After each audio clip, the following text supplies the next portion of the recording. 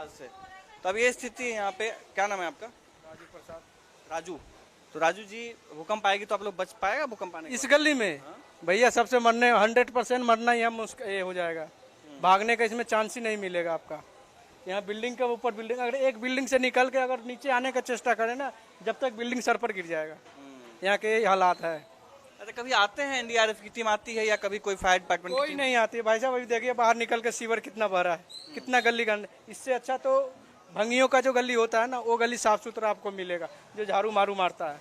अच्छा, इतनी पतली आप जैसे ये देखिए, मैं दीपक भाई दिखाइएगा, जैसे बहुत पतली गलियां हैं यहाँ पे, और देखें कि रास्ता भी जाने के लिए नहीं है। नहीं है। अगर कभी ऐसी स्थिति हुई है यहाँ पे कि कभी आग लगा हो या कभी भागने की स्थिति उत्पन्न हुई हो? भागने के कुछ दिन पहले, 6 महीना साल भर पहले एक सिलेंडर फटा था। अच्छा उसकी दमक से मैं जिस रईसी में रहता हूँ उसका दीवार पूरा फट गया हुआ है। अच्छा।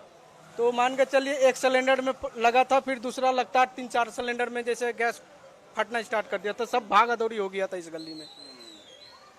ऐसी स्थिति है इधर। ऐसी स्थिति है भैया। आप लोग यहीं रहते हैं? आप यहीं रहते हैं? नहीं, मैं नहीं क्या काम करता हूँ, आप कहाँ रहते हैं? यहीं रहता हूँ। आप लोग यहाँ जब काम करते हैं तो ऐसी स्थिति, जैसे भाई बता रहे थे कि बहुत ज़्यादा भीड़ यहाँ पर है, तो आप थोड़ा सा आगे आ जाइए, थोड़ा सा, ताकि रोशनी पे आप अच्छे आएंगे। आगे आइए थोड़ा सा, आप आगे तो आ जाइए।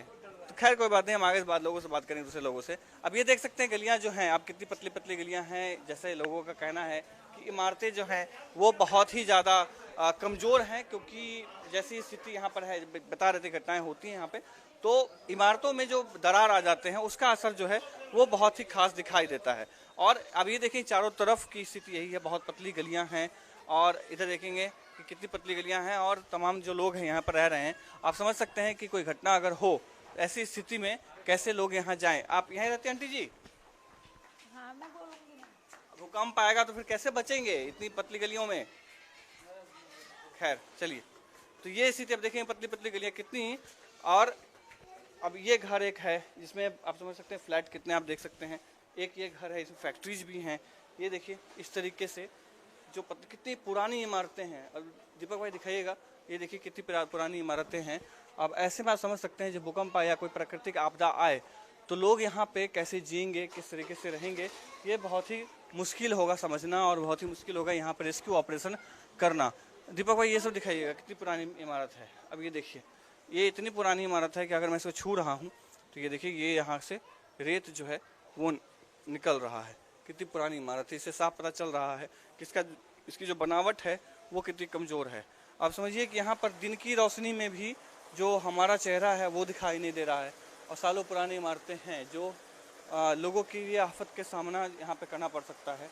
और तमाम तरीके के प्रयास के बाद भी यहाँ पर जो है रेस्क्यू ऑपरेशन वो होना बहुत ही मुश्किल होगा। ये पूरा इलाका गांधीनगर का इलाका है, दिल्ली का एक सबसे भीड़ भाड़ वाला इलाका।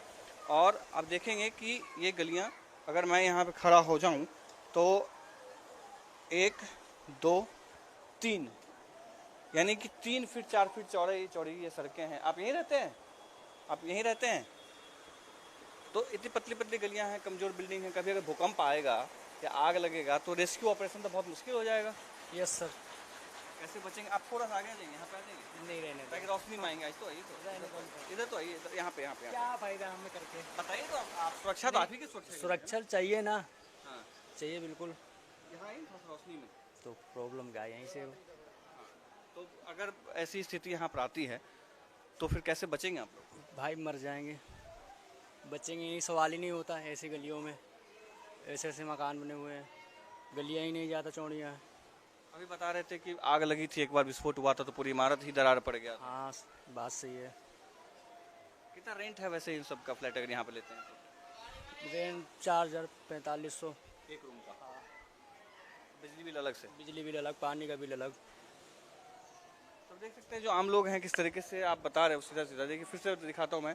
ये अगर इसको छूते हैं तो इसमें देखिए रेत निकल के आ रहा है। कितने पुराने इमारतें होंगी, आप समझ सकते हैं यहाँ पर लोग कैसे रहते हैं, कितना मुश्किल होता है। यहीं रहते हैं?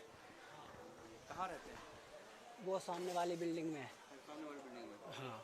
बहुत पतली गलियां, इमारतें बहुत, बिल्डिंग बहुत पुरानी। अरे भाई बहुत गंदगी हो रही है, ऐसी गंदगी में चला नहीं जा रहा है इधर से, इसलिए घूम के जा रहा हूँ इधर से। हाँ। आप समझिए हम 2 लोग खड़े हैं, साइकिल है, तो यहाँ का रास्ता ही बंद हो गया है।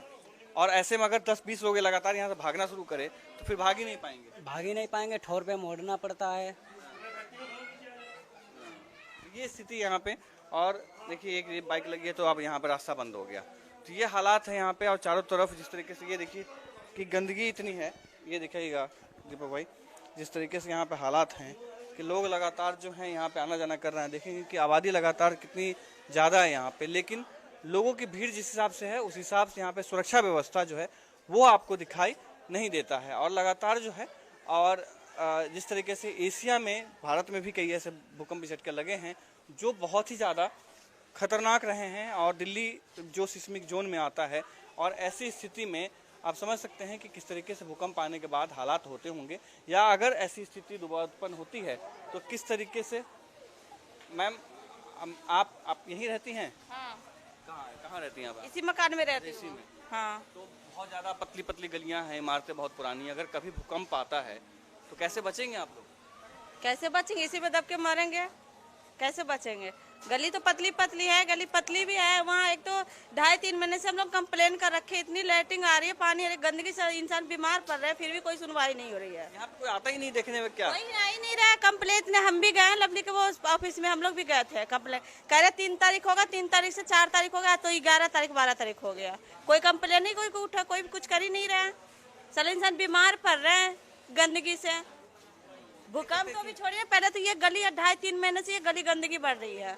देख सकते हैं कि आम इंसान कितना परेशान है। लगातार कोशिशों के बावजूद भी किसी तरीके से सुधार की जो गुंजाइश है वो दिखाई नहीं दे रही है।